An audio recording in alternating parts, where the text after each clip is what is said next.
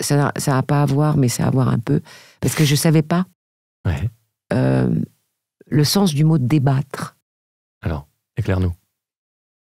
En fait, débattre, au Moyen-Âge, c'était ne pas se battre. Ok, ça fait sens. Donc, ça voulait dire que quand tu discutais, tu n'étais pas là pour te foutre, Ouais. te heurter à la personne qui était en face de toi. Mhm. Tu étais là pour essayer, au contraire, de comprendre. Chaque partie devait se comprendre et discuter. C'est vrai que le sens est galvaudé, maintenant on pense à l'inverse. C'est-à-dire qu'il y a maintenant un débat politique, quand même, à la C'est- télé, ouais. ça finit vite en pugilat, quand même. Avec les fameux grandes box. Ah oui, ils sont quand même très très vite, ils sont uniquement sur leur longueur d'onde, et puis ils s'écoutent pas, quand même. Il n'y en a pas beaucoup qui s'écoutent, hein. Ils ont à défendre leur bout de gras, hein. Je crois que c'est le défaut du monde d'aujourd'hui, c'est que on a les gens ils s'écoutent parlent pas. beaucoup, Ah mais oui, ils s'écoutent n'écoutent pas beaucoup. Oui. pas beaucoup. Non, ils s'écoutent pas beaucoup. Ils sont dans leur... Ouais. Qu'est-ce que ta vie d'artiste a apporté à ta vie personnelle, ton jardin intérieur? Beaucoup de choses. Beaucoup de choses. L'un ne va pas sans l'autre, tu m'as dit tout à l'heure. En Oui, off. l'un ne va pas sans l'autre. D'abord, je pense que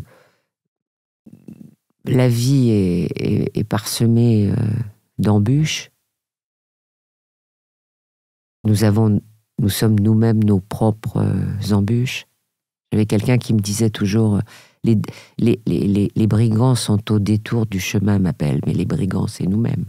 On est nos propres brigands. Et je pense qu'on est très doué pour se foutre dans la merde tout seul. Et puis il y a beaucoup de moments pénibles dans l'existence, beaucoup d'épreuves. Il y a beaucoup de bonheur et beaucoup d'épreuves. Et je pense que d'être artiste et de faire le métier qu'on fait, c'est une chance extraordinaire dans les moments où ça va pas bien.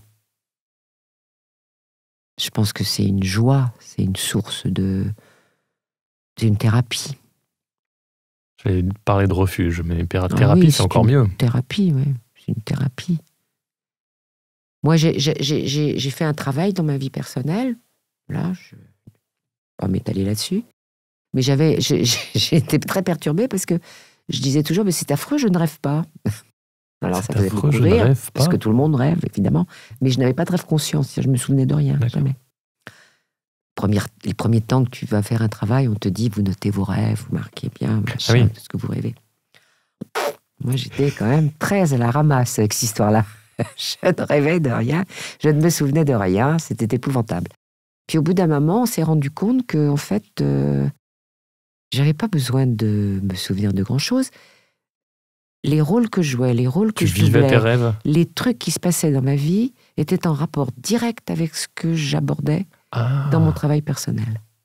Donc tu n'avais pas besoin de... Il y avait une totale synchronicité entre ce que je faisais, parce que j'essayais de délabyrinther de mon propre petit lac noir, de mon propre univers intérieur, la dame du lac de ma noir. grosse névrose personnelle, comme nous tous, nous avons tous notre névrose. Eh bien, dites donc, il suffisait que j'aille faire un petit doublage ou une petite pièce de théâtre pour que d'un seul coup je fasse « Ah ben c'est pas croyable ça !» C'est exactement ce qui s'est passé quand j'ai discuté la semaine dernière. Comment ça se fait? Et de là, mais c'était incroyable. C'était purgé. C'était purgé. Mais c'est beaucoup de chance, formidable. beaucoup de chance.